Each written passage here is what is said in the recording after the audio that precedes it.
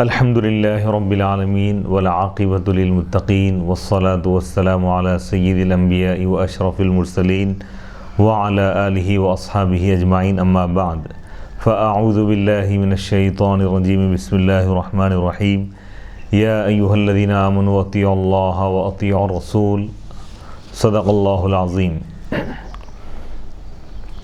ناظرین کرام، جامعہ انواریہ کے زیر اہتمام بخاری شریف کی ویڈیو ریکارڈنگ کا سلسلہ جاری و ساری ہے۔ آج کا ہمارا درس ہے باب الخشوع فی الصلاۃ، نماز میں خشوع اور خضوع کا بیان۔ باب نمبر 88 اور حدیث نمبر ہے 741۔ اللہ تعالیٰ کا ارشاد ہے، اعوذ باللہ من الشیطان الرجیم بسم اللہ الرحمن الرحیم قد افلح المؤمنون الذین هم فی صلاتهم خاشعون۔ یقیناً وہ ایمان والے کامیاب ہیں جو اپنی نمازوں میں خشوع اور خضوع کو اختیار کرتے ہیں، یعنی باطنی پوری توجہ اللہ کی ذات کی طرف متوجہ کر کے نماز ادا کرنے کا نام خشوع ہے، اور لا یعنی حرکات سے بچنا چاہیے نماز میں۔ حدیث نمبر 741، حدثنا اسماعیل قال حدثنی مالک عن ابی الزناد عن الاعرج عن ابی ہریرہ ان رسول اللہ صلی اللہ علیہ وسلم قال هل ترون قبلتی ها هنا واللہ ما يخفى علی رکوعکم ولا خشوعکم وَإِنِّي لَأَرَاكُمْ وَرَاءَ ظَهْرِي۔ حضرت سیدنا ابو ہریرہ رضی اللہ تعالیٰ عنہ سے روایت ہے کہ اللہ کے رسول علیہ السلام نے ارشاد فرمایا، صحابہ کرام سے آپ نے فرمایا، کیا تم یہ سمجھتے ہو کہ میرا قبلہ یہاں ہے؟ اور اللہ کی قسم مجھ پر تمہارا رکوع اور خشوع پوشیدہ نہیں رہتا۔ وَإِنِّي لَأَرَاكُمْ وَرَاءَ ظَهْرِي، اور بے شک میں تم کو دیکھتا ہوں، یقیناً میں تم کو دیکھتا ہوں میری پشت کے پیچھے سے، یعنی پیٹھ کے پیچھے سے بھی میں تم کو دیکھتا ہوں۔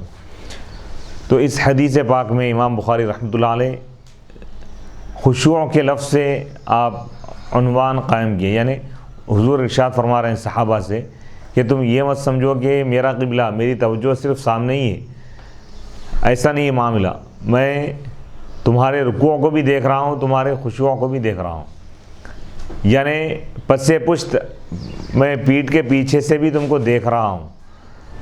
تو یعنی اس حدیث میں نبی پاک علیہ السلام صحابہ اور اہل ایمان سے فرما رہے ہیں کہ نماز میں خشوع کو اختیار کریں، یعنی باطن کو جھکا دینے کا نام ہے خشوع،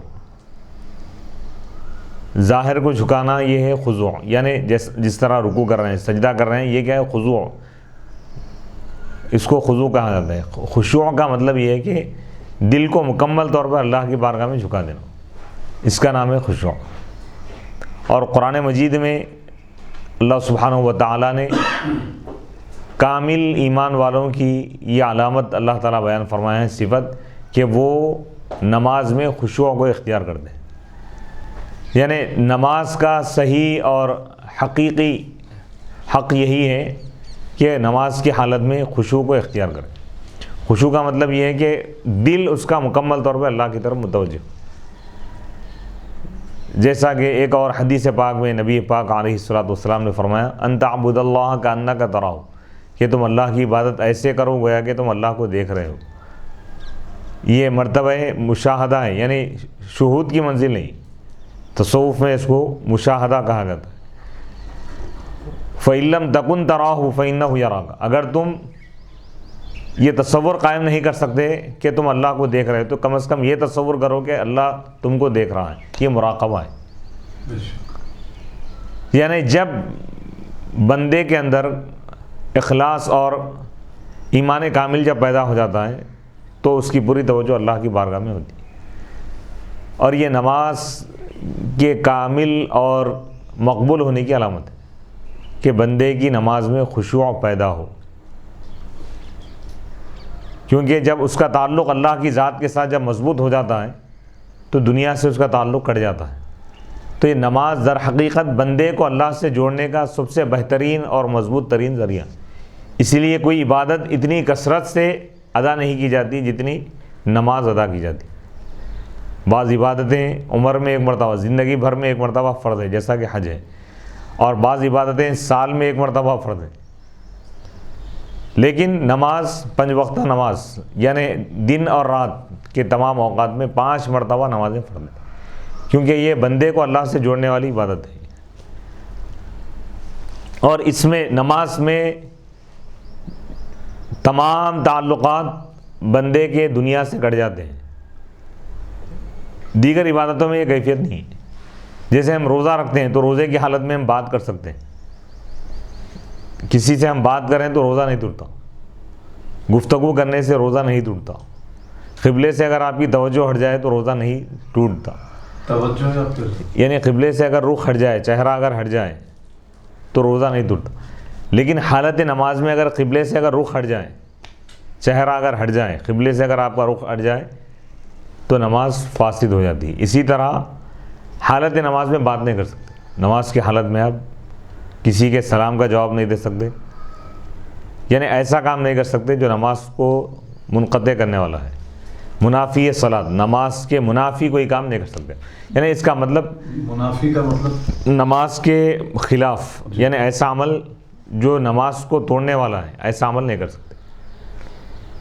یعنی اس میں کوئی دنیا کا ایسا عمل نہیں کر سکتے جو مخلوق کے ساتھ کیا جا سکتا، جیسے دنیا کے لوگوں کے ساتھ بات کرنا ہے، نماز میں نہیں کر سکتے۔ اللہ کے ساتھ آپ کی توجہ ہے، اب اس توجہ کو آپ کاٹ نہیں سکتے۔ اس لیے نماز جو شروع کرتے ہیں اس تکبیر کا نام ہے تکبیر تحریم۔ تحریم کے معنی حرام کرنا، یعنی نماز سے پہلے جو چیزیں جائز تھی وہ چیزیں، تمام چیزیں نماز کی حالت میں حرام ہو جاتی۔ نماز سے پہلے کلام کرنا یعنی لوگوں سے بات کرنا حلال جائز تھا، لیکن اب تکبیر تحریم اللہ اکبر کہتے ہی لوگوں سے بات بھی نہیں کر سکتے۔ روزے کی حالت میں آپ سو سکتے ہیں، لیکن نماز کی حالت میں آپ اگر نماز کے خلاف ہے، منافی ہے معاملہ، تو یعنی حالت نماز میں پوری توجہ اللہ کی بارگاہ اور اللہ کی ذات کی طرف ہوتی ہے، اور جس طرح ظاہری شرائط ہے باطنی شرط ہے خشوع اور خضوع۔ حدیث نمبر 742، حدثنا محمد بن بشار قال حدثنا غندر قال حدثنا شعبة قال سمعت قتادة عن انس بن مالك عن النبي صلى الله عليه وسلم قال اقيموا الركوع والسجود فوالله اني لأراكم من بعدي وربما قال من بعد ظهري اذا ركعتم وسجدتم۔ حضرت انس بن مالک رضی اللہ تعالیٰ عنہ سے روایت ہے، وہ نبی پاک علیہ الصلوۃ والسلام سے روایت کرتے ہیں۔ نبی پاک علیہ الصلوۃ والسلام نے ارشاد فرمایا کہ تم رکوع اور سجود، رکوع اور سجدہ اچھی طرح کرو۔ فواللہ، قسم ہے اللہ کی، بے شک میں تم کو دیکھتا ہوں، دیکھ رہا ہوں، من بعد یعنی پس پشت، اپنی پیٹھ کے پیچھے سے بھی میں تم کو دیکھ رہا ہوں، اذا رکعتم وسجدتم، جب تم رکوع کرتے ہو اور سجدہ کرتے ہو، یعنی ہر رکن کو اچھی طرح ادا کرنا ہے، خاص طور پہ رکوع اور سجدہ، رکوع اور سجدہ اچھی طرح ادا کرنا یہ بھی خشوع میں شامل ہے۔ باب ما یقول بعد التکبیر، یعنی تکبیر تحریم اللہ اکبر کہنے کے بعد، یعنی نماز شروع کرتے وقت تکبیر افتتاح، تکبیر تحریمہ اللہ اکبر کہتے ہیں، اللہ اکبر کہہ کر ہاتھ باندھ لیتے ہیں۔ ہاتھ باندھنے کے بعد کیا پڑھنا ہے؟ تو مشہور حدیث جو ہے وہ ہے کہ ثنا پڑھتے ہیں، سبحانک اللہم و بحمدک و تبارک اسمک و تعالی جدک و لا الہ غیرک، اس کے بعد اعوذ باللہ، اس کے بعد بسم اللہ الرحمن الرحیم پڑھتے ہیں، اس کے بعد سورہ فاتحہ وغیرہ پڑھتے ہیں۔ تو اب بعض روایتوں میں مختلف دعائیں بھی آئی ہیں، بڑی دعائیں ہیں، اور بعض روایتوں میں چھوٹی دعائیں بھی ہیں۔ تو نفل نماز اگر تنہا اگر پڑھ رہے ہیں تو آپ دوسرے مسنون دعائیں بھی پڑھ سکتے ہیں۔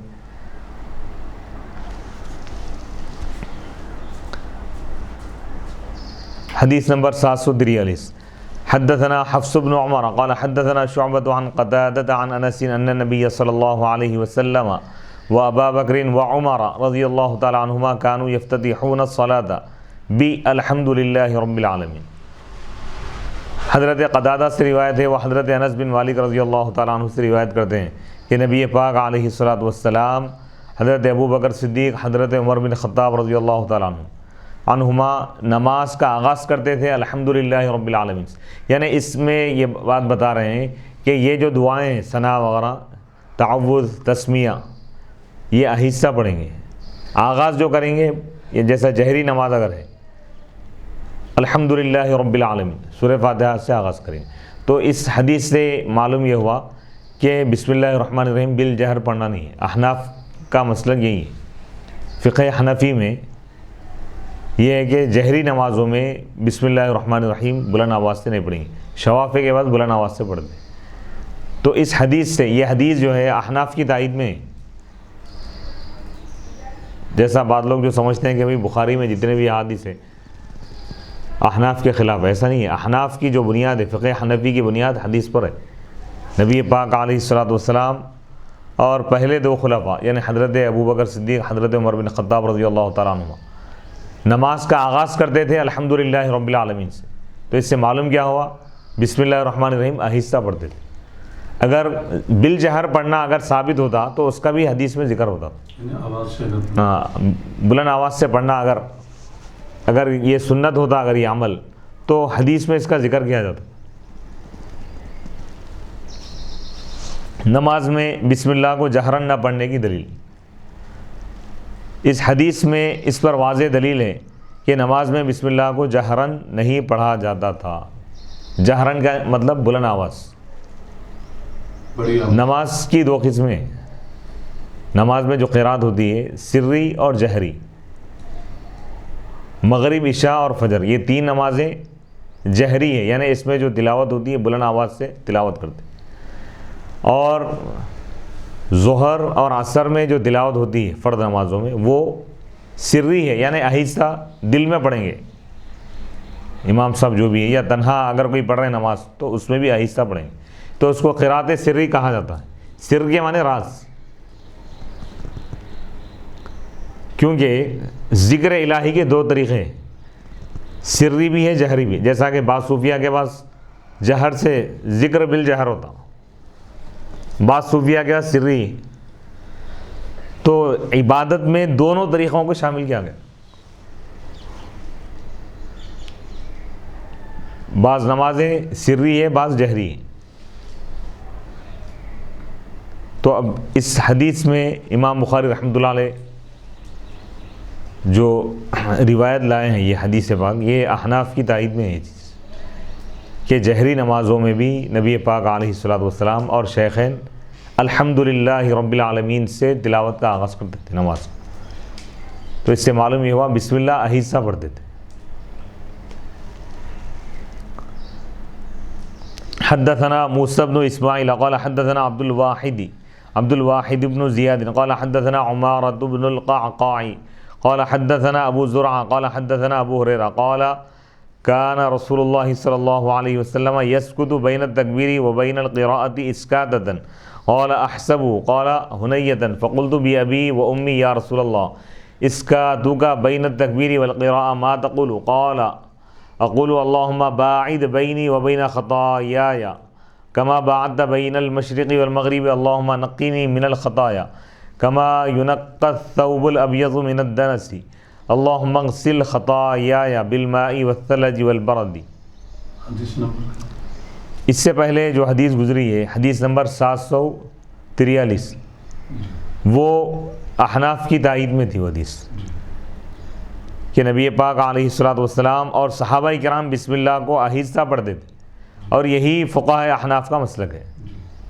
اور اس حدیث میں یہ دلیل بھی ہے کہ بسم اللہ سورہ فاتحہ کا جز نہیں. امام شافعی رحمۃ اللہ علیہ فرماتے ہیں کہ بسم اللہ الرحمن الرحیم سورہ فاتحہ کا ایک جز ہے. بولتے لوگ احناف کے پاس یہ کسی سورہ کا جز نہیں ہے، ایک مکمل آیت بھی نہیں، آیت کا جز ہے. جیسے سورہ نمل میں اللہ تعالیٰ کا ارشاد ہے انہ من سلیمان وَإِنَّهُ بسم اللہ الرحمن الرحیم، کہ حضرت سلیمان علیہ السلام جو لیٹر لکھے حضرت بلقیس علیہ السلام کے نام پہ، تو اس کا مضمون کیا تھا؟ شروع ہو رہا تھا اِنَّهُ مِن سلیمان، بے شک یہ لیٹر ہے سلیمان علیہ السلام کی طرف سے، وَإِنَّهُ بسم اللہ الرحمن الرحیم، اور اس کا آغاز ہو رہا ہے بسم اللہ الرحمن الرحیم، اس کا مضمون۔ تو یہ بسم اللہ الرحمن الرحیم مکمل آیت نہیں ہے، آیت کا ایک حصہ ہے، جز ہے، سورہ فاتحہ کا جز نہیں ہے۔ تو اس لیے شواف کیا کہتے ہیں کہ سورہ فاتحہ کا جز ہے، اور اس لیے وہ لوگ جب بھی سورہ فاتحہ پڑھتے ہیں بسم اللہ الرحمن الرحیم بلند آواز سے پڑھتے ہیں۔ اور احناف کی دلیل یہ حدیث پاک ہے، حدیث نمبر 743۔ اب یہ حدیث نمبر ہے 744۔ امام بخاری رحمۃ اللہ علیہ روایت کرتے ہیں، فرماتے ہیں کہ ہمیں موسیٰ بن اسماعیل نے حدیث بیان کی، انہوں نے کہا ہمیں عبد الواحد بن زیاد نے حدیث بیان کی، انہوں نے کہا ہمیں عمارہ بن القعقاع نے حدیث بیان کی، انہوں نے کہا ہمیں ابو زرع نے حدیث بیان کی، انہوں نے کہا ہمیں حضرت ابو ہریرہ رضی اللہ تعالیٰ عنہ نے حدیث بیان کی۔ انہوں نے بیان کیا کہ اللہ کے رسول علیہ الصلوۃ والسلام تکبیر تحریمہ اور قرات کے درمیان خاموشی کا ایک وقفہ کرتے تھے، یعنی تکبیر تحریمہ کہنے کے بعد قرات شروع کرنے سے پہلے کچھ دیر آپ خاموش رہتے تھے، سکوت اختیار کرتے تھے۔ ابو زرع نے کہا حضرت ابو ہریرہ رضی اللہ تعالیٰ عنہ نے خاموشی کے وقفے کی جگہ میرا گمان ہے کہ ہنیتاً کہا، یعنی تھوڑا سا، یعنی کچھ دیر خاموش بیٹھتے تھے، خاموش رہتے تھے۔ میں نے کہا یا رسول اللہ آپ پر میرے ماں باپ فدا ہو، قربان ہو، کہ آپ تکبیر اور قرات کے درمیانی وقفے میں کیا پڑھتے ہیں؟ یعنی تکبیر تحریمہ اللہ اکبر کہہ کے ہاتھ باندھتے ہی فوراً قرات شروع نہیں کرتے تھے، کچھ دیر خاموش رہتے تھے۔ تو صحابہ پوچھے کہ یا رسول اللہ اس پہ آپ کیا پڑھتے ہیں؟ تو آپ نے فرمایا میں یہ دعا پڑھتا ہوں، یہ دعا بیان کی گئی کہ اللہم باعد بینی و بین خطایا، اے اللہ میرے درمیان اور میرے لغزشوں کے درمیان اتنی دوری فرما دے جیسا کہ مشرق اور مغرب کے درمیان دوری ہے۔ اے اللہ تو مجھے پاک فرما خطاؤں سے، جیسا کہ یعنی سفید کپڑے کو پاک کیا جاتا ہے گندگی سے، میل سے۔ اے اللہ میرے لغزشوں کو دھو دے بالماء، پانی کے ذریعے، والثلج اور برف کے ذریعے اور اولوں کے ذریعے۔ تو یہ یعنی بعض اکثر روایتوں میں تو یہ ہے کہ ثنا حضور علیہ الصلوۃ والسلام پڑھتے تھے، سبحانک اللہم و بحمدک و تبارک اسمک و تعالی جدک ولا الہ غیرک۔ تو یہ بعض بسا اوقات کبھی آپ یہ دعا بھی آپ تلاوت فرماتے، یہ دعا بھی آپ پڑھتے تھے۔ تو لیکن اس میں آپ مداومت نہیں کی، یعنی ہمیشہ یہ دعا نہیں پڑھے، اس لیے احناف کے پاس کیا ہے، ثنا پڑھنا مسنون ہے ہمارے پاس۔ جی لیکن مفتی صاحب اب اس حدیث پاک میں جو خطا کا لفظ استعمال کیا گیا، ہمارا مسلک تو یہ اہل سنت الجماعت کا کہ تمام انبیاء خطاؤں سے گناہوں سے پاک ہیں، معصوم عن الخطا ہے، یعنی تمام خطاؤں سے، لغزشوں سے، گناہوں سے وہ پاک ہیں۔ نہ سہون ان سے کوئی خطا ہوئی، نہ عمدن کوئی ان سے خطا ہوئی، وہ اس سے پاک ہے۔ حضور علیہ الصلوۃ والسلام تو سید الانبیاء ہیں، تو اس حدیث میں حضور علیہ الصلوۃ والسلام امت کو تعلیم دینے کے لیے اب یہ دعا کی، عاجزی اور انکساری کی تعلیم دینے کے لیے آپ یہ دعا کی آپ تلقین فرمائیں۔ جی مفتی صاحب میرا اس میں ایک سوال یہ ہے کہ جیسا کہ پیارے نبی صلی اللہ علیہ وآلہ وسلم جو ثنا پڑھتے تھے تو مستقل وہ ثنا پڑھتے تھے، اور یہ اور ایک ثنا جو ابھی امام بخاری رحمۃ اللہ علیہ بتا رہے ہیں یہ دعا ہے، سمجھے، تو یہ بھی دعا پڑھی جا سکتی ہے، وہ ثنا بھی پڑھی جا سکتی ہے۔ اب پیارے نبی صلی اللہ علیہ وسلم مستقل طور پر جو ہے وہ ثنا جو ہے آپ تلاوت فرمائے ہیں، تو چاہے تو وہ بھی پڑھ سکتے ہیں، لیکن یہ جو دعا بتائی گئی ہے یہ بھی ہم مستقل اس کو بھی پڑھا جا سکتا ہے، کیونکہ یہ دعا معصورہ میں سے ہے نا، مطلب احادیث میں بیان کی گئی ہے۔ تو جو چیزیں احادیث اور قرآن پاک میں بیان کی جاتی ہیں تو اس کو ہم جو ہے نماز میں پڑھ سکتے ہیں، جبکہ وہ اس کا محل ہو۔ ثنا کی جو دعا ہے تو ثنا کے بدلے کوئی اور بھی دعا، یہ دعا بھی پڑھ سکتے ہیں، جائز تو ہے، لیکن ہٹ کے بھی کوئی اور دعا بھی علماء یہ فرماتے ہیں کہ بھائی فرد نمازوں میں خاص طور پر طویل نہ ہو فرد نماز، اس لیے ثنا پڑھنے کو بعض علماء نے زیادہ بہتر قرار دیا ہے، کیونکہ ثنا مختصر ہے اور یہ جو دعا ہے یہ طویل دعا ہے۔ تو فرد نمازوں میں کیونکہ اجتماعی معاملہ ہوتا ہے تو اس لیے مختصر دعا جو حدیث میں مذکور ہے، جس پر حضور کا دائمی عمل رہا سبحانک اللہم و بحمدک و تبارک اسمک و تعالی جدک و لا الہ غیرک. تو یہ بہتر ہے. اگر کوئی نفل نماز پڑھ رہا ہے، کوئی تنہا نماز پڑھ رہا ہے، تو یہ دعا پڑھ لینا اس کے لیے یہ بھی جائز ہے، بہتر ہے. اگر وہ اکیلا فرض نماز ادا کر رہا ہے، جماعت سے اس کی نماز چلے گئی ہے، چھوٹ گئی ہے، تو ایسی صورت میں بھی وہ پڑھ سکتا تب بھی یہ پڑھ سکتے ہیں. جی. یعنی جواز میں کسی کا کوئی اختلاف نہیں ہے. بہتر کیا ہے، افضلیت کے بارے میں اختلاف ہے. یہ جو جتنے بھی دعائیں ہیں نماز کے دوران، نماز میں جو پڑھی جاتی ہیں مسنون دعائیں، فقہا کا جو اختلاف ہے جائز ناجائز کا نہیں ہے. بہتر کون سی ہے دعا؟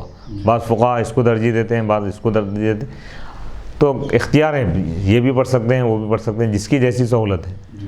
مول صاحب یہ جو تراویح کے 20 رکعت رہتے ہیں تو 10 زبانیں، تو ہر 2 رکعت میں ثنا پڑھنا ضروری ہے یا ایک ہی وقت پڑھ لیا تو کافی؟ ثنا پڑھنا تو آپ دیکھیے کسی میں بھی فرض نہیں ہے، یہ سنت ہے، بہتر ہے. اگر پڑھ لیا اب ٹھیک ہے، اگر نہیں پڑھ گیا آپ ڈائریکٹ اعوذ باللہ بسم اللہ پڑھ کے بھی تلاوت شروع کر سکتے. ثنا کسی بھی نماز میں فرض نہیں ہے، واجب بھی نہیں ہے، سنت ہے. نفل کا درجہ اس کو دیا گیا تاکہ نماز میں پہلے اللہ کی حمد کی جائے. ثنا کے معنی تعریف ہے، اللہ کی تعریف. اچھا، اس حدیث پاک میں جو خطا کا ذکر ہے، خطا سے مراد کیا ہے یہاں پر؟ خطا سے مراد لغزش ہے. یعنی لغزش کا مطلب گناہ صغیرہ بھی نہیں ہے، وہ گناہ کبیرہ بھی نہیں.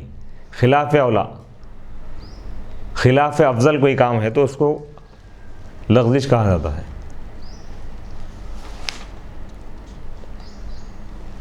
تو خلاف اولا کو کوئی مثال دے کے سمجھا سکتے ہیں؟ خلاف اولا سے مراد یہ ہے کہ نبی کے درجے کے حساب سے، جی. جیسے بزرگان دین کا قول ہے حسنات الابراری سیئات المقربین. ابرار نیک لوگوں کی نیکیاں، مقربین کے گناہ ہوں. یعنی ان کے معیار کے حساب سے، تقوی کے جیسے درجات ہوتے ہیں نا، ان کے درجے کے حساب سے جب وہ ایک آگے کے درجے پہ جب پہنچ جاتے ہیں تو پہلے کا جو درجہ ہے ان کو خطا نظر آتی ہوگی. جیسے درجات میں روحانی ترقی جب ہوتی ہے تو ماضی میں جو عمل کرے وہ بھی اگرچہ کہ نیک ہی ہے، لیکن اعلیٰ درجے کا جو تقویٰ ہے نا اس کے اعتبار سے وہ اس کو گناہ سمجھتے لوگ. حقیقت میں گناہ نہیں ہوتا. جی. تو حضور علیہ الصلوۃ والسلام قیامت تک آپ کے درجات کی بلندی ہے. وَلَلْآخِرَةُ خَيْرٌ لَكَ مِنَ الْأُولَىٰ. یعنی کسی ایک مقام پہ آ کے آپ کے درجے ختم نہیں ہوئے. سبحان اللہ. سبحان قیامت، بلکہ قیامت کے بعد بھی اللہ تعالیٰ آپ کے درجات کو بلند فرماتے رہیں گا. ہو ہائے ہائے ہائے. سبحان اللہ. سبحان اللہ. یعنی تقرب الہی کے جو درجات ہیں، ایک دو درجے نہیں ہیں، بے حساب درجات ہیں. اور ان درجات میں حضور علیہ الصلوۃ والسلام کی ہر لمحہ ترقی ہوتے رہتی. تو حضور علیہ الصلوۃ والسلام جب آگے کے درجے پہ جب آپ پہنچ جاتے ہیں تو پچھلا درجہ آپ کو خلاف اولا نظر آتا. یعنی مطلب آپ کی شان کے حساب سے وہ بھی درجہ آپ کو کم نظر آتا. یعنی اتنے آپ اللہ کے مقرب ہو گئے ہیں کہ خلاف اولا کام چھوٹ جانا بھی آپ اس کو لغزش سمجھتے ہیں. اللہ اکبر. یعنی اولا افضل جو کام ہے نا، جیسے مثال کے طور پہ جو مقربین ہیں فرض نمازوں کے علاوہ تہجد کو بھی وہ لوگ لازم سمجھتے. تہجد کا چھوٹنا بھی وہ لوگ اس کو گناہ سمجھتے جو اللہ کے مقرب بندے ہوتے. لیکن عام انسان کے اعتبار سے یہ کوئی گناہ نہیں، کیونکہ تہجد تو نفل نماز ہے. لیکن جو اللہ کے مقرب بندے ہوتے ہیں، ولایت کے اعلیٰ مقام پر فائز ہوتے ہیں، تو تہجد کو بھی اپنے اوپر لازم کر لیتے ہیں وہ لوگ. تو نبی تمام خطاؤں سے، گناہوں سے پاک ہے اور تمام امت میں معصوم ہے، یعنی گناہوں سے بالکل پاک ہے، منزہ ہے، مبرہ ہے. اور احادیث میں جہاں بھی یہ لفظ استعمال ہوتا ہے تو وہاں پر نبی کی شان میں یہ سمجھنا چاہیے کہ خلاف اولا کم.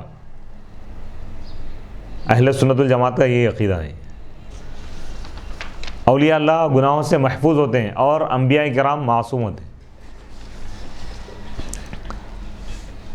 وہ دعا جس پر نبی پاک علیہ الصلوۃ والسلام مداومت فرمائیں، یعنی تکبیر تحریمہ نماز شروع کرنے کے بعد جس دعا پہ آپ یعنی مداومت کی، یعنی اکثر جو دعا پڑھتے رہے، وہ دعا روایتوں میں مذکور ہے کہ سبحانک اللہم و بحمدک. روایتوں میں مذکور ہے کا مطلب مفتی صاحب یعنی احادیث میں اس کو بیان کیا گیا ہے. سنن ابو داؤد میں، ترمذی میں، سنن ابن ماجہ میں، مسند احمد میں. حضرت عائشہ رضی اللہ تعالیٰ عنہ بیان فرماتی ہیں کہ اللہ کے رسول علیہ الصلوۃ والسلام جب نماز شروع کرتے تو یہ دعا کرتے: سبحانک اللہم و بحمدک و تبارک اسمک و تعالی جدک ولا الہ غیرک۔ اس کا ترجمہ یہ ہے کہ اللہ تیری ذات پاک ہے، سبحان، و بحمدک، اور تیرے لیے تعریف ہے، تو قابل تعریف ہے، و تبارک اسمک، اور تیرا نام پاک مبارک ہے، و تعالی جدک، اور تیری شان، تیری عظمت بلند و بالا ہے، ولا الہ غیرک، اور تیرے سوا کوئی معبود نہیں۔ یعنی اللہ کی حمد بھی ہے، اس میں ثنا بھی ہے، اور اللہ تعالیٰ کو اپنی تسبیح یعنی پاکی بیان کرنا، تعریف کرنا اللہ کو بہت پسند ہے۔ یہ روایت ہے سنن ابو داؤد میں، حدیث نمبر 776۔ سنن ترمذی میں بھی یہ روایت ہے، حدیث نمبر 243۔ سنن ابن ماجہ میں بھی ہے، حدیث نمبر 806۔ تو یہ روایت کیا ہے؟ کثرت سے یہ جو دعا ہے کئی احادیث میں مذکور ہے۔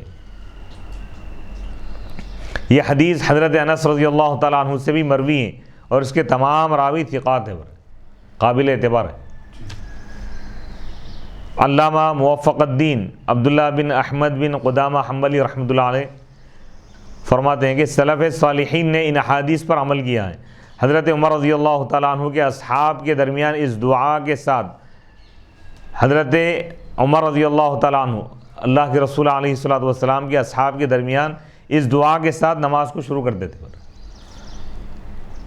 اسود بیان کرتے ہیں، یہ ایک تابعی ہیں، کہ انہوں نے حضرت عمر رضی اللہ تعالیٰ عنہ کی اقتداء میں نماز پڑھی، ادا کی۔ حضرت عمر رضی اللہ تعالیٰ عنہ نے اللہ اکبر کہنے کے بعد یہ دعا پڑھی: سبحانک اللہم و بحمدک و تبارک اسمک و تعالی جدک ولا الہ غیرک۔ تو احناف کا بھی اسی حدیث پر عمل ہے۔ باب نمبر 90، حدیث نمبر 745۔ حدثنا ابن ابی مریم قال اخبرنا نافع بن عمر قال حدثني ابن ابی ملیکہ عن اسماء بنت ابی بکر ان النبی صلی اللہ علیہ وسلم صلی صلاة الكسوف فقام فأطال القيام ثم ركع فأطال الركوع ثم قام فأطال القيام ثم ركع فأطال الركوع ثم رفع ثم سجد فأطال السجود ثم رفع ثم سجد فأطال السجود ثم قام فأطال القيام ثم ركع فأطال الركوع ثم رفع فأطال القيام ثم ركع فأطال الركوع ثم رفع فسجد فأطال السجود ثم رفع ثم سجد فأطال السجود ثم انصرف فقال قد دنت مني الجنة حتى لو اجترأت عليها لجئتكم بقطاف من قطافها ودنت مني النار حتى قلت أي ربي وأنا معهم فإذا امرأة حسبت أنه قال تخدشها هرة قلت ما شأن هذه قالوا حبستها حتى ماتت جوعا لا أطعمتها ولا أرسلتها تأكل قال نافع حسبت أنه قال من خشيش الأرض أو خشاش الأرض۔ یہ حدیث پاک ہے سورج گہن کی نماز کے متعلق ہے۔ امام بخاری رحمۃ اللہ علیہ روایت کرتے ہیں کہ ہمیں ابن ابی مریم نے حدیث بیان کی، انہوں نے کہا ہمیں نافع بن عمر نے خبر دی، انہوں نے کہا مجھے ابن ابی ملیکہ نے حدیث بیان کی اسماء بنت ابی بکر صدیق رضی اللہ تعالیٰ عنہ سے کہ نبی پاک علیہ الصلوۃ والسلام نے نماز کسوف ادا فرمائی، پھر آپ نے قیام کیا۔ نماز کس طرح ادا کیے کہ قیام کیے، فاطال القیام، طویل قیام کی، ثم رکع، پھر رکوع کیے، فاطال رکوع، طویل رکوع کیے، ثم قام، پھر آپ کھڑے ہو گئے، پھر قیام کیے طویل، پھر رکوع کیے، پھر طویل رکوع کیے، پھر رکوع سے سر اٹھائے، پھر سجدہ کیے، طویل سجدہ کیے، ثم رفع، پھر سجدے سے سر اٹھائے، پھر دوسرا سجدہ کیے، فاطال السجود، طویل سجدہ کیے، ثم قام، پھر آپ کھڑے ہو گئے، فاطال القیام، قیام طویل کیے، ثم رکع، پھر رکوع کیے، طویل رکوع کیے، ثم رفع، پھر رکوع سے سر اٹھائے، فاطال القیام، پھر قیام کیے، پھر رکوع کیے، فاطال الرکوع، رکوع طویل کیے، پھر رکوع سے سر اٹھائے، پھر سجدہ کیے، پھر طویل سجدہ کیے، پھر سجدے سے سر اٹھائے، پھر سجدہ کیے، فاطال السجود، طویل سجدہ کی، طویل معنی یعنی لمبا سجدہ کیا. ثم انصرف، پھر آپ نماز سے فارغ ہو گئے. فقال، پھر آپ نے فرمایا قد دنت منی الجنہ، جنت مجھ سے قریب ہو گئی، یہاں تک کہ اگر میں اور آگے بڑھتا تو میں اس کے خوشوں میں سے خوشہ حاصل کر لیتا. خوشوں میں سے خوش. یعنی اس کے پھلوں کا جو خوشہ ہے نا، جیسے انگور کا خوشہ ہوتا ہے اسی طرح. اور دوزخ میرے قریب کر دی گئی، حتیٰ کہ میں نے دیکھا، میں نے کہا کہ اے میرے رب، کیا میں ان کے ساتھ ہوں؟ بس اس وقت ایک عورت تھی، یعنی ایک عورت کے عذاب کا منظر آپ کو بتایا گیا، جس کو ایک بلی نوچ رہی تھی. میں نے کہا اس کو بلی کیوں نوچ رہی ہے؟ فرشتوں نے کہا اس نے بلی کو باندھ کر رکھا تھا، قید کر کے رکھ دی ہوئی، حتیٰ کہ وہ بھوک سے مر گئی. اس عورت نے بلی کو کچھ کھلایا نہ پلایا، نہ اس کو آزاد کیا کہ وہ کچھ کھا لیتی. یعنی اس حدیث پاک میں سورج گہن کی جو نماز ہے اس کا ذکر کیا گیا ہے. یہ نماز سری، یعنی بلند آواز سے قرات نہیں کریں گے، قرات سری کے ساتھ پڑھیں گے اور طویل رکوع کریں گے، طویل سجدے کریں گے. کسوف کے معنی ہے سورج گہن، اور خسوف کے معنی ہے چاند گہن. اس کا مطلب کیا ہے؟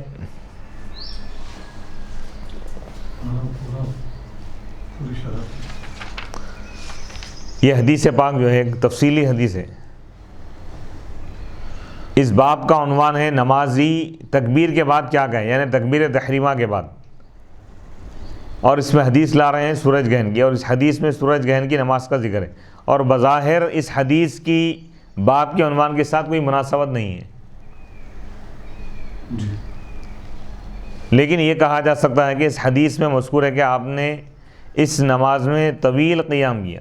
طویل قیام تکبیر تحریمہ پڑھنے، دعا افتتاح اور قرآن مجید پڑھنے کو مستلزم ہے، یعنی طویل بہت دیر تک آپ ٹھہرے رہے. تو آپ نماز یعنی تکبیر تحریمہ کہنے کے بعد آپ کچھ نہ کچھ دعائیں پڑھے ہوں گے، اس سے یہ بات لازم آ رہی ہے. اس اعتبار سے اس حدیث کی باب کے عنوان کے ساتھ مناسبت ہو جائے گی. علامہ حافظ ابن حجر عسقلانی رحمۃ اللہ علیہ فرماتے ہیں کہ نبی صلی اللہ علیہ وسلم نے فرمایا کہ اے میرے رب، میں ان کے ساتھ ہوں، ہر چند کے اس میں دعا نہیں لیکن اس میں مناجات ہے. اور اس میں یہ دلیل ہے کہ ہر طرح کے عاجزانہ کلمات سے دعا کرنا جائز ہے، اور دعا قرآن مجید کے الفاظ کے ساتھ خاص نہیں. اور اس میں بعض حنفیہ کا اختلاف ہے.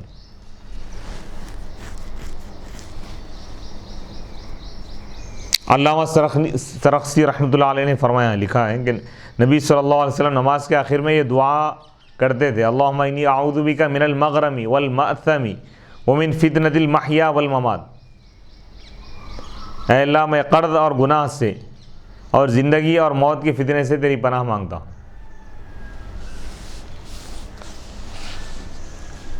اس حدیث میں سورج گہن کی نماز کا ذکر ہے. سورج گہن کے لیے عربی میں جو لفظ استعمال ہوتا ہے کسوف کا لفظ ہے، اور خسوف کے معنی ہے چاند گہن. اور کبھی ایک دوسرے کے لیے لفظ استعمال کر سکتے ہیں. سورج گہن کا مطلب کیا ہے؟ یعنی سورج کا نور اور اس کی روشنی چھپ جائے. اور یہ اس وقت ہوتا ہے جب سورج اور زمین کے درمیان چاند حائل ہو جائے، یعنی بیچ میں آ جائے. بھائی سورج اپنے مقام پہ اپنی منزل میں ہے اور اس کی روشنی ڈائریکٹ زمین پر پڑتی. سورج اور زمین کے بیچ میں اگر چاند آ جائے تو سورج کی روشنی چھپ جاتی. تو اس روشنی کا چھپ جانا، غائب ہو جانا، اسی کو گہن کہتے، سورج گہن بولتے. چاند گہن کا مطلب چاند اور زمین کے درمیان سورج حائل ہو جاتا تو چاند کی روشنی چھپ جاتی، تو اس کو چاند گہن بولتے. تو یہ سورج گہن ہو یا چاند گہن ہو، اللہ کی قدرت کی نشانیوں میں سے بڑی نشانی ہے. کیونکہ بعض اقوام کا عقیدہ یہ ہے، وہ لوگ چاند اور سورج کو خدا مانتے. لوگ چاند سورج خدا نہیں ہے، یہ خدا کی مخلوق ہے. تو اللہ تعالیٰ یہ گہن لگا کے بتا رہا ہے کہ ان کی روشنی ختم ہو رہی. ختم ہونا، یہ زوال، یہ مخلوق ہونے کی علامت ہے، خالق کی علامت نہیں.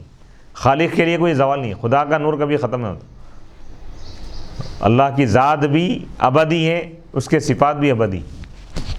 اللہ رب العالمین قائم و دائم رہنے والا ہے، قیوم ہے، یعنی ہمیشہ باقی رہنے والا ہے. اس کے صفات بھی باقی رہنے والے. تو اللہ سبحانہ و تعالیٰ یہ گہن کے ذریعے سورج اور چاند کی جو پرستش کرتے ہیں ان کو اللہ تعالیٰ یہ درس دے رہا ہے کہ دیکھو جس کو تم خدا مان رہے وہ بھی ختم ہو رہا ہے، اس کی روشنی کے اوپر بھی زوال آ رہا ہے، اس کی روشنی پر کوئی اور چیز حائل ہو جا رہی ہے، غالب آ رہی ہے، اور وہ چاند سورج مغلوب ہو جا رہے ہیں۔ تو مغلوب ہونا یہ مخلوق کی علامت ہے، اللہ مغلوب نہیں ہوتا، غالب رہتا اللہ تعالیٰ۔ واللہ غالب علی امری واللہ عزیز ذو انتقام، اللہ تعالیٰ غالب ہے، اللہ مغلوب نہیں ہوتا، بے شک اللہ بلند و بالا ہے۔ تو یہ قدرت کی نشانی ہے۔ اللہ یہ بتا رہا ہے کہ چاند سورج سب یہ ہمارے نشانیوں میں سے، اور پھر اللہ تعالیٰ یہ فرما رہا ہے کہ یہ سورج یہ خدا نہیں ہے، چاند خدا نہیں ہے، یہ تو تمہارے غلام اور نوکر ہیں، تم اپنے غلام اور نوکر کو اپنا خدا بنا لی۔ وَسَخَّرَ لَكُمُ الشَّمْسَ وَالْقَمَرَ، چاند سورج کو اللہ تعالیٰ تمہارے تابع کر دیا، چاند سے تم چاند تک پہنچ گئے، تم سفر کرتے ہوئے، چاند کی روشنی سے تم استفادہ کر رہے ہیں، سورج کی روشنی کو تم گرفتار کر رہے ہو، یعنی سولار سسٹم جو بنایا گیا اللہ تعالیٰ تمہاری خدمت کے لیے، تمہاری نوکری کے لیے ان کو اللہ تعالیٰ پیدا کیا، تمہیں اس پر اللہ کا شکر ادا کرتے ہو، خدا کے آگے سجدہ کرنا چاہیے نہ کہ مخلوق کے آگے۔ لا تسجدوا للشمس ولا للقمر، اللہ فرما رہا ہے نہ سورج کو سجدہ کرو نہ چاند کو سجدہ کرو۔ واسجدوا للہ الذی خلقہن ان کنتم ایاہ تعبدون، اس اللہ کو تم سجدہ کرو جس نے ان سب کو پیدا کیا ہے۔ سبحان ان کنتم ایاہ تعبدون، اگر تم عبادت کرنا ہی چاہتے ہو تو اس اللہ کو سجدہ کرو جس نے تمہیں اشرف المخلوقات بنا کے ہر چیز کو تمہارے آگے جھکا دیا۔ ہائے ہائے ہائے ہائے، سبحان اللہ سبحان اللہ۔ یہ پورا نظام کائنات انسان کی خدمت کے لیے، انسان کے فائدے کے لیے، انسان کے فائدے کے لیے اللہ تعالیٰ بنایا، ساری کائنات کو اللہ تعالیٰ انسان کے لیے بنایا، اور انسان کو اللہ تعالیٰ اپنی عبادت کے لیے پیدا کیا۔ وما خلقت الجن والانس الا لیعبدون۔ تو اب بعض لوگ کیا کر رہے ہیں، مظاہر قدرت کو خدا سمجھ رہے لوگ، اللہ کی قدرت کا ایک جلوہ ہے، اللہ کی ذات نہیں ہے چاند سورج، خدا تو بہت ہی بلند و بالا ہے۔ تو اللہ تعالیٰ اپنی قدرت کو ظاہر کرتا ہے نشانیوں کے ذریعے، تو ان نشانیوں میں غور و فکر کر کے اللہ کی عبادت، اسی لیے سورج گہن کے وقت ہم عبادت کرتے ہیں، کیوں؟ یہ بتانے کے لیے دیکھو ہم جس خدا کی عبادت کر رہے ہیں اس کو کوئی گہن نہیں لگتا، اس کی خدائی کو کوئی گہن نہیں لگتا، اس کے نور الوہیت کو کوئی گہن نہیں لگتا، اور جس کی تم عبادت کر رہے ہو اے کفار و مشرکین، ان چاند سورج کو گہن لگ رہا ہے، تو اس وقت پہ خاص طور پہ طویل عبادت کا حکم دیا گیا۔ بے شک تو یہ اسلامی نظام ہے ہی۔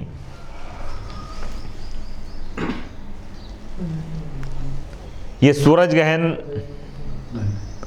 اور چاند گہن یا اسی طرح کے جو معاملات جو ہوتے ہیں دنیا میں، اللہ تعالیٰ یہ بندوں کو متنبہ کرنے کے لیے اللہ تعالیٰ یہ نشانی کو ظاہر کرتا ہے۔ وَمَا نُرْسِلُ بِالْآيَاتِ إِلَّا تَخْوِيفًا، متنبہ، آگاہ کرنے کے لیے، ڈرانے کے لیے، جی گناہوں سے بات رکھنے کے لیے، اور ہم آیتوں کو بھیجتے ہیں ڈرانے کے لیے، نشانیاں، لوگ جو سمجھتے ہوئے ایسا کیوں ہو رہا ویسا کیوں ہو رہا، عبرت کا مقام ہے، کوئی وبا چل رہی ہے، کوئی مصیبت، کوئی بلا پوری دنیا کو اپنے لپیٹ میں لے رہی ہے، تو یہ اللہ کی طرف سے اللہ کی قدرت کی نشانی ہے۔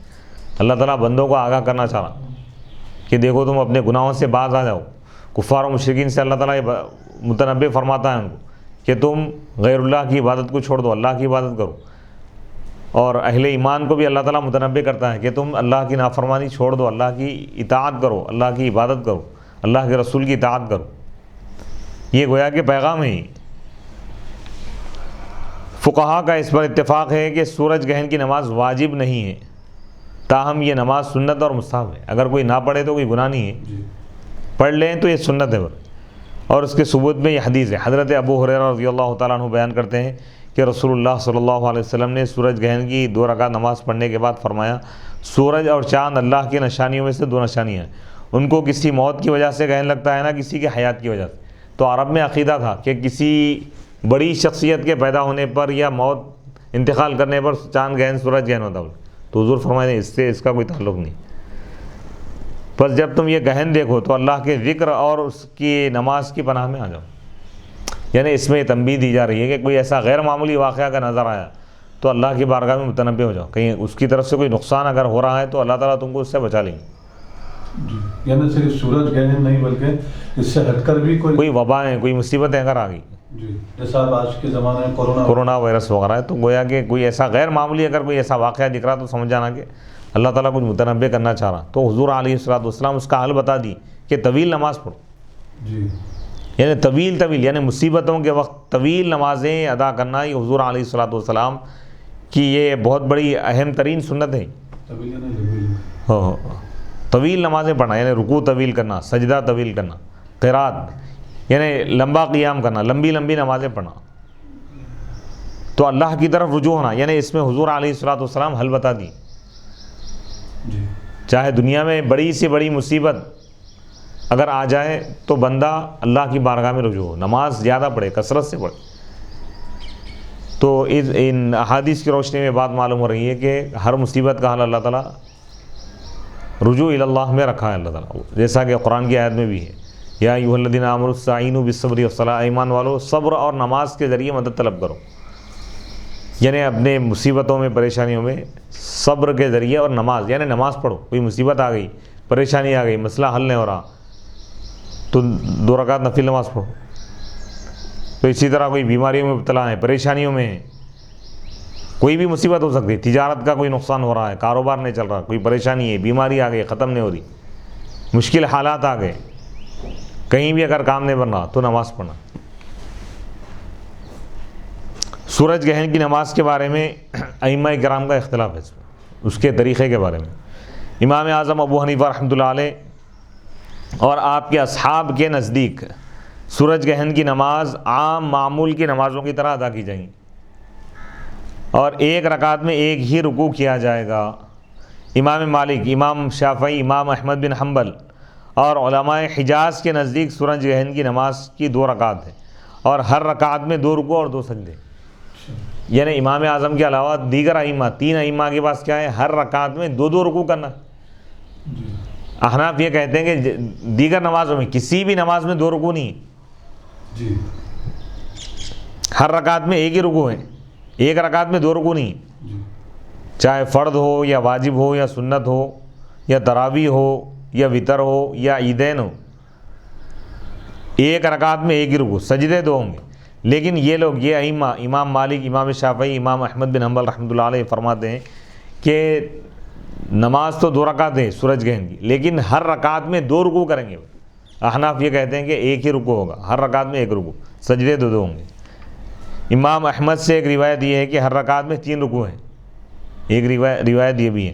ائمہ ثلاثہ نے حضرت عائشہ رضی اللہ تعالیٰ عنہا کی روایت سے استدلال کیا ہے، جس میں 1 رکعت میں 2 رکوع کا ذکر کیا ہے، یعنی دلیل پیش کرے لوگ اس حدیث۔ یہ حدیث صحاح ستہ میں مذکور ہے۔ ہاں، فقہاء احناف کے مسلک کے موافق احادیث۔ آپ بولیں گے بھائی بخاری میں تو یہ حدیث ہے، صحاح ستہ میں 2 رکوع کا ذکر ہے۔ تو اب ہمارے جو احادیث ہیں دیگر کتابوں میں، سنن ابو داؤد وغیرہ میں، نسائی میں، احناف کا استدلال اس حدیث پاک سے حضرت عبداللہ بن عمر رضی اللہ تعالیٰ عنہ بیان کرتے ہیں کہ اللہ کے رسول علیہ الصلوۃ والسلام کے عہد میں، زمانے میں سورج کو گرہن لگ گیا، پھر اللہ کے رسول علیہ الصلوۃ والسلام نے نماز میں قیام کیا، اور ایسا محسوس ہوتا تھا کہ اب رکوع نہیں کریں گے، یعنی اتنا طویل لمبا قیام ہے کہ اب صحابہ یہ سمجھنے لگے کہ اب حضور رکوع نہیں کریں گے۔ پھر آپ نے رکوع کیا اور ایسا محسوس ہوتا تھا کہ آپ رکوع سے سر نہیں اٹھائیں گے، یعنی اتنا طویل رکوع فرمائیں۔ پھر آپ نے رکوع سے سر اٹھایا، بس ایسا محسوس ہوتا تھا کہ آپ سجدہ نہیں کریں گے، یعنی بہت دیر تک ٹھہر گیا۔ پھر آپ نے سجدہ کیا، پھر ایسا محسوس ہوتا تھا کہ آپ سجدے سے سر نہیں اٹھائیں گے، پھر آپ نے سجدے سے سر اٹھایا، پھر ایسا محسوس ہوتا تھا کہ آپ دوسرا سجدہ نہیں کریں گے، پھر آپ نے سجدہ کیا، پھر ایسا محسوس ہوتا تھا کہ آپ سجدے سے سر نہیں اٹھائیں گے، پھر آپ نے سجدے سے سر اٹھایا، پھر آپ نے اسی کے مثل دوسری رکعت پڑھی، یعنی اس میں 1 ہی رکوع کا ذکر ہے۔ جی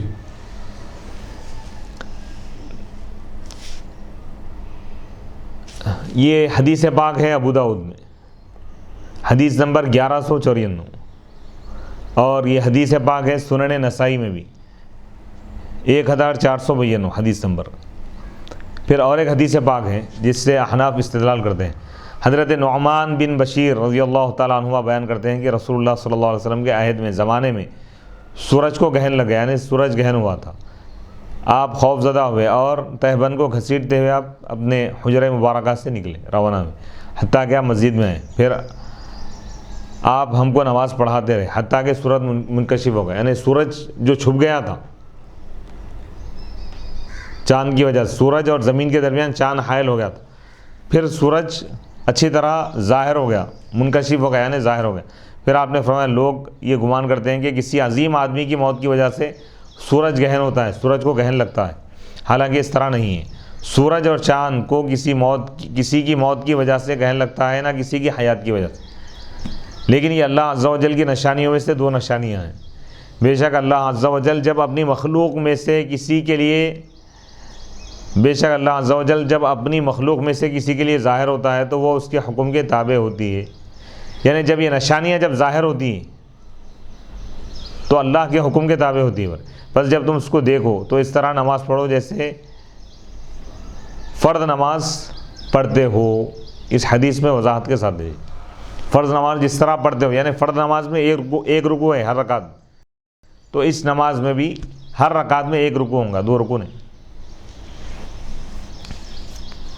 اب یہاں پر سوال یہ پیدا ہوتا ہے کہ بخاری شریف کی روایت میں ہے کہ 2 رکوع کی ہے، بعض روایتوں میں 3 کا بھی ذکر ہے، تو اب احناف ان روایتوں پر کیوں عمل نہیں کر رہے؟ تو اس کی وجہ یہ ہے کہ بعض روایتوں میں 3 رکوع کا ذکر ہے، بعض میں 2 کا ذکر ہے، بعض میں 1 رکعت میں 4 رکوع بھی ایک بعض روایتوں میں، تو ان روایتوں میں اضطراب ہے، بولتے اضطراب مطلب سند یا متن کا اختلاف اگر ہو جائے تو حدیث کو مضطرب کہتے ہیں، تو لہذا ان روایتوں پہ عمل نہیں کیا جائے گا۔ جو واضح احادیث ہے جس کی تائید میں روزمرہ کی جو عبادتیں ہیں نا اس کے موافق ہیں، یعنی روزمرہ ہم جو نماز پڑھتے ہیں 5 وقتہ نماز، اس میں ہر رکعت میں 1 ہی رکوع ہے جی، تو لہذا احناف اس حدیث پر عمل کر رہے ہیں۔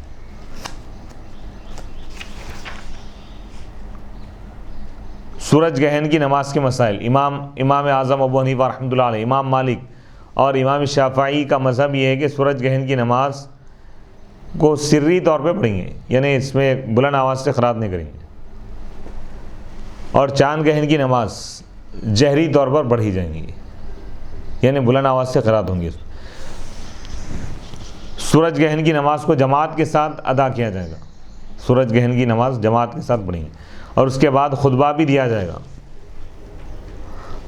ہمارے اور امام مالک کے نزدیک، یعنی احناف اور امام مالک کے نزدیک چاند گہن کی نماز کو جماعت سے نہیں پڑھا جائے گا، ہر شخص انفرادی طور پر نماز پڑھے گا اور دعا کرے گا۔ امام شافعی کے نزدیک چاند گہن کی نماز سورج گہن کی نماز کی طرح پڑھی جائیں گی، یعنی جماعت کے ساتھ ورنہ۔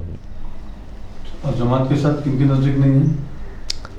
جماعت کے ساتھ ہمارے پاس صرف سورج گہن کی نماز ہے، سری پڑھیں گے، اور چاند گہن کی نماز تنہا پڑھنا ہے ہمارے پاس۔ الگ الگ شوافی کے پاس شوافی کے پاس دونوں نمازیں جماعت کے ساتھ پڑھیں گے۔ جی۔ باب رفع البصر الی الامام فی الصلاۃ، نماز میں امام کی طرف دیکھنے کا بیان، یعنی مقتدی امام کو دیکھ سکتا ہے یا نہیں۔ وقالت عائشہ قال النبی صلی اللہ علیہ وسلم فی صلاۃ الکسوف فرأیت جہنم یحتم بعضها بعضا حین رأیتمونی تأخرت۔ باب سابق اور اس باب میں مناسبت یہ ہے کہ نماز جب نمازی تکبیر تحریمات سے نماز کا افتتاح کر کے آغاز کر کے دعا افتتاح پڑھتا ہے تو پھر اپنی نماز کی اصلاح کے لیے امام کی طرف دیکھتا ہے۔ پہلے جو باب آیا تھا، جو عنوان آیا تھا، کیا تھا کہ مقتدی نمازی تکبیر تحریمہ اللہ اکبر کہنے کے بعد، نماز شروع کرنے کے بعد ہاتھ باندھنے کے بعد کیا پڑھے گا، وہ بیان تھا۔ اب یہاں پہ بیان لا رہے ہیں کہ نمازی حالت نماز میں امام کی طرف دیکھ سکتا ہے نہیں، تو بتا رہے ہیں کہ اپنی نماز کی اصلاح کے لیے امام کی طرف دیکھ سکتا ہے کہ امام صاحب کیا کر رہے ہیں، ان کی اقتداء کرنا ہے نا بھائی، تو امام پہ نظر ہونی چاہیے۔ وقالت عائشہ، حضرت عائشہ رضی اللہ تعالیٰ عنہ نے کہا کہ نبی صلی اللہ علیہ وسلم نے سورج گہن کی نماز میں فرمایا، پس جب میں نے دیکھا کہ دوزخ کی آگ کا ایک حصہ ایک کو جلا رہا ہے، جب تم نے مجھے پیچھے ہٹتے ہوئے دیکھا، حین رأیتمونی تأخرت، حدیث نمبر 746. حدثنا موسیٰ قال حدثنا عبد الواحد قال حدثنا الأعمش عن عمارة بن عمير عن أبي معمر قال قلنا لخباب أكان رسول الله صلى الله عليه وسلم يقرأ في الظهر والعصر قال نعم قلنا بما كنتم تعرفون ذاك قال باضطراب لحيته. امام بخاری رحمۃ اللہ علیہ روایت کرتے ہیں، فرماتے ہیں کہ ہمیں موسیٰ نے حدیث بیان کی، انہوں نے کہا ہمیں عبد الواحد نے حدیث بیان کی، انہوں نے کہا ہمیں اعمش نے حدیث بیان کی عمارہ بن عمیر سے، وہ ابو معمر سے روایت کرتے ہیں، وہ بیان کرتے ہیں کہ ہم نے حضرت خباب رضی اللہ تعالیٰ عنہ سے پوچھا کیا رسول اللہ صلی اللہ علیہ وسلم ظہر اور عصر کی نماز میں قرات کرتے تھے؟ انہوں نے کہا ہاں. ہم نے کہا تم کس چیز سے اس کو پہچانتے تھے؟ یعنی حضور ظہر اور عصر کی نماز میں قرآن پڑھتے تھے، تلاوت کرتے تھے، یہ کیسے پہچانتے تھے؟ انہوں نے کہا آپ کی داڑھی کے ہلنے کی وجہ سے، یعنی جب تلاوت فرماتے تو یعنی لحیہ مبارکہ ریش مبارک حرکت کرتی تھی، یعنی داڑھی آپ کی ہلتی تھی، داڑھی کے ہلنے کے انداز کو دیکھ کر صحابہ پہچانتے. تو یعنی صحابہ حضور کو دیکھتے تھے، حضور امام تھے، یعنی گویا کہ مقتدی امام کو دیکھ سکتا ہے. یہ استدلال لا رہے ہیں، یہ دلیل پیش کر رہے ہیں. نماز میں نمازی کی طرف دیکھنے کے بارے میں مذاہب ائمہ کے مذاہب کیا ہیں، یعنی نماز کے دوران نمازی کو دیکھ سکتے ہیں یا نہیں، یعنی امام کو دیکھ سکتے ہیں یا نہیں. علامہ ابو الحسن علی بن خلف ابن بطال مالکی قرطبی رحمۃ اللہ علیہ فرماتے ہیں فقہا کا اس میں اختلاف ہے کہ نمازی اپنی نماز میں کس طرف نظر رکھے. امام ابو حنیفہ، امام شافعی اور امام اسحاق نے کہا ہے کہ نمازی اپنے سجدے کی جگہ پر نظر رکھے. نماز یعنی جب تکبیر تحریمہ اللہ اکبر کہہ کے جب ہاتھ باندھ لے تو نگاہ سجدے کی طرف ہونا، سجدہ جس جگہ پہ وہ کرنے والا ہے اسی پر نظر رکھے. ابراہیم نخعی اور ابن سیرین کا بھی یہی قول ہے. امام شافعی نے کہا یہ خشوع کے زیادہ قریب ہے، اور امام مالک نے کہا نمازی اپنے امام کی طرف دیکھے.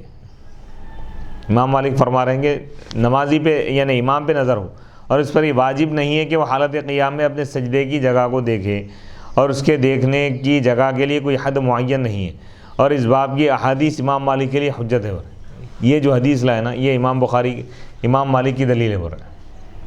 جی معین نہیں ہے جگہ کیا ہے امام مالک کا بھی معین کا یعنی احادیث میں کوئی ایسی صراحت نہیں ہے نا کہ سجدے کی جگہ دیکھنا بول کے. اچھا امام مالک یہ بولنا چاہ رہے ہیں جی. لیکن احناف یہ بول رہے ہیں کہ بھائی خشوع کو اختیار کرنا ہے. اللہ تعالیٰ کیا فرما رہا ہے؟ نماز خشوع کے ساتھ پڑھو. جی یعنی قد افلح المؤمنون الذین هم فی صلاتہم خاشعون. خشوع کا تقاضا یہ ہے کہ نگاہ نیچے ہو، سجدے کی جگہ پہ نگاہ ہونا یہ زیادہ بہتر ہے. بولے المحلب نے کہا جب نبی صلی اللہ علیہ وسلم پر دوزخ پیش کی گئی، یعنی دوزخ کا منظر، اور آپ پیچھے ہٹے تو صحابہ نے نبی صلی اللہ علیہ وسلم کی طرف نہیں دیکھا، اور نہ انہوں نے آپ کی داڑھی کو ہلتے ہوئے دیکھا، اور نہ انہوں نے اس سے آپ کی قرات پر استدلال کیا، اور نہ اس کو نقل کیا. اس سے آپ کی قرات پر استدلال کیا مطلب؟ یعنی تلاوت پر کہ حضور تلاوت فرما رہے ہیں، بلکہ اس سے معلوم نہیں ہو رہا ہے. ایک جو شارع ہیں نا ان کا قول بیان کر رہے ہیں. جی اور نہ انہوں نے آپ کو اپنے ہاتھ سے پکڑتے ہوئے دیکھا جب آپ کو جنت دکھائی گئی تھی. اس حدیث کے مثل وہ حدیث ہے جس میں آپ کا ارشاد ہے امام اس لیے مقرر کیا جاتا ہے کہ اس کی اتباع کی جائے، کیونکہ امام کی اتباع اس وقت کی جائے گی جب امام کے جھکنے اور اٹھنے میں اس کی حرکات کا مشاہدہ کیا جائے. امام ایک حدیث پاک یہ ہے کہ حضور فرمائے امام کو اس لیے مقرر کیا گیا ہے کہ تم اس کی اتباع کرو. امام کی اتباع کب کریں گے؟ جب اس کے اوپر نگاہ ہو، جس کی اتباع کی جا رہے ہیں. اگر آپ اس کے اوپر نگاہ ہی نہ ہو تو اس کی اتباع کیسا کریں گے؟ ظہر اور عصر کی نمازوں میں قرات کرنے کے متعلق احادیث. ظہر کی نماز اور عصر میں بھی ہر نماز میں قرات ہے، لیکن ظہر اور عصر میں سری ہے، آہستہ پڑھنا ہے. مغرب، عشاء اور فجر میں جہری ہے. امام ابو جعفر احمد بن محمد الطحاوی رحمۃ اللہ علیہ فرماتے ہیں جو علماء نماز میں امام کی قرات کو ناجائز کہتے ہیں ان کے خلاف دلیل یہ ہے کہ ہم دیکھتے ہیں کہ امام مغرب اور عشاء کی پہلی 2 رکعت میں جہرن قرات کرتا ہے، یعنی بلند آواز سے، اور بعد کی رکعت میں آہستہ قرات کرتا ہے. اور جہر کے ساقط ہونے سے مطلقاً قرات ساقط نہیں ہوتی، مطلب یہ ہے کہ بھائی مغرب اور عشاء میں پہلی 2 رکعت میں بلند آواز سے قرات کرتے، لیکن بعد کی رکعتوں میں بلند آواز سے نہیں کر رہے، لیکن سری آہستہ پڑھ رہے ہیں۔ آہستہ پڑھنے سے یہ لازم نہیں آ رہا کہ پڑھ رہے ہی نہیں، ایسا تو نہیں ہے نا، یہ بولنا چاہ رہے ہیں۔ تو قیاس کا تقاضا یہ ہے کہ ظہر اور عصر کی نمازوں میں بھی قرات کی جاتی ہو، اور یہی امام ابو حنیفہ، امام ابو یوسف اور امام محمد رحمۃ اللہ علیہم کا قول ہے۔ اس کی تائید ان احادیث سے ہوتی ہے، احادیث مبارکہ لائی۔ ابو عثمان النہدی بیان کرتے ہیں کہ میں نے ظہر اور عصر کی نمازوں میں حضرت عمر رضی اللہ تعالیٰ عنہ سے سنا، حضرت عمر رضی اللہ تعالیٰ عنہ سے سنا کہ وہ قاف والقرآن المجید پڑھ رہے تھے۔ ابو رافع اپنے والد سے روایت کرتے ہیں کہ حضرت علی ابن ابی طالب رضی اللہ تعالیٰ عنہ حکم دیتے تھے یا اس کو پسند کرتے تھے کہ ظہر اور عصر کی پہلی 2 رکعتوں میں سورۃ الفاتحہ کے ساتھ کوئی اور سورت ملا کر پڑھی جائے۔ یعنی حضرت علی رضی اللہ تعالیٰ عنہ کا بھی عمل ہے۔ مصنف ابن ابی شیبہ میں جلد نمبر 1 صفحہ نمبر 273 میں حضرت علی کا کیا ہے؟ حضرت اس بات کو پسند کرتے تھے یا حکم دیتے تھے، راوی کا اختلاف ہے، کہ ظہر اور عصر کی پہلی 2 رکعتوں میں سورہ فاتحہ کے ساتھ کوئی اور سورت ملا کر پڑھی جائے، یعنی ضم سورہ بھی، جس کو ہم ضم کے معنی ملانا، سورہ فاتحہ کے ساتھ کوئی اور سورہ ملا کر پڑھیں، یعنی اس کے بعد پڑھیں بھی۔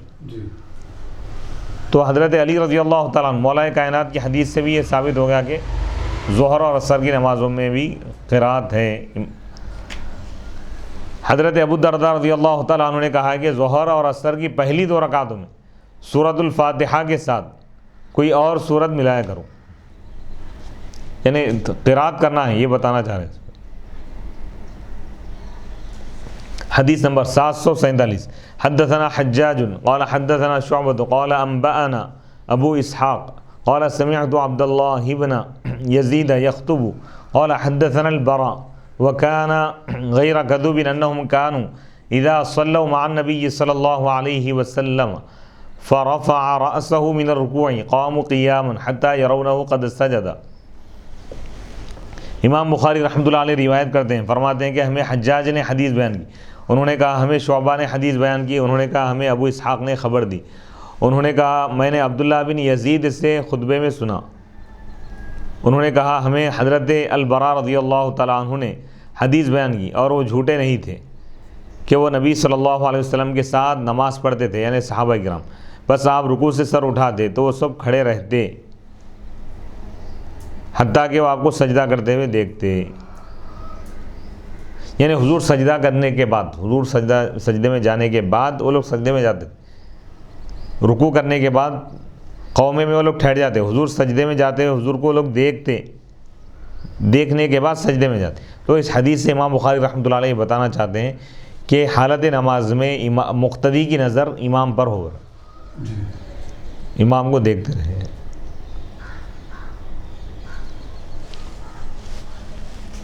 حدیث نمبر 748 حدثنا اسماعیل قال حدثني مالک عن زید بن اسلم عن عطاء بن يسار عن عبد الله بن عباس رضی اللہ تعالی عنہما قال خسفت الشمس على عهد رسول الله صلی اللہ علیہ وسلم فصلى فقالوا يا رسول الله رأيناك تناول شيئا في مقامك ثم رأيناك تكعكعت قال إني أريد الجنة فتناولت منها عنقودا ولو أخذته لأكلتم منه ما بقيت الدنيا۔ امام بخاری رحمۃ اللہ علیہ بیان کرتے ہیں، فرماتے ہیں کہ ہمیں اسماعیل نے حدیث بیان کی، انہوں نے کہا ہمیں امام مالک نے حدیث بیان کی زید بن اسلم سے، وہ عطا بن یسار سے، وہ حضرت عبداللہ بن عباس رضی اللہ تعالیٰ عنہما سے، انہوں نے بیان کیا کہ اللہ کے رسول علیہ الصلوۃ والسلام کے زمانے میں سورج گہن ہو گیا تھا، بس آپ نے نماز ادا فرمائی، یعنی امامت فرمائے، نماز پڑھائے۔